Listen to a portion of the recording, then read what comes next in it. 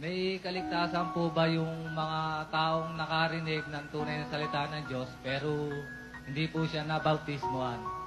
Sabi ni San Pedro, ikalawang Pedro 2:20, sapagkat kung pagkatapos na sila'y makatakas sa pagkahawa sa sanlibutan, sa pamamagitan ng pagkakilala sa Panginoon at tagapagligtas na si Jesucristo, ay muling mahalubiluhan at madaig niyaon, ang muling kalagayan nila ay lalong masama kaysa sa una. Sapagkat magaling pa sa kanila ang hindi nakakilala sila ng daan ng katwiran, kaysa pagkatapos na makakilala ito, ay tumalikod sa banal na utos na ibinigay sa kanila.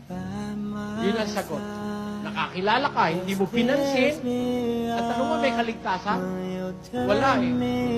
Yung nakakilala, tapos binaliwala na. Sabi sa Kawikaan 1:24, sapagkat ako'y tumawag, kayo'y tumanggi.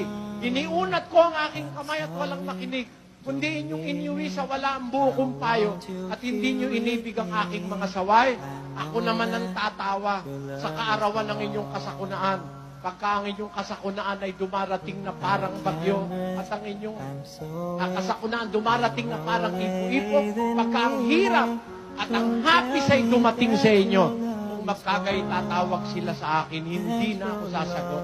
Hahanapin nila akong masikap, hindi nila ako masusumbungan, sapagkat kanilang ipinagtanim ang kaalaman at hindi nila pinili ang takot sa Panginoon. Ayaw nila ng aking payo, kanilang hinamak ang buo kong pagsaway, at sila'y magsisikay ng bunga ng kanilang sariling mga lakas. Kaya walang kaligtasan yung nakakinig, nakaunawa, nakita yung totoo, tapos ginaliwala. Mahirap maligtas yung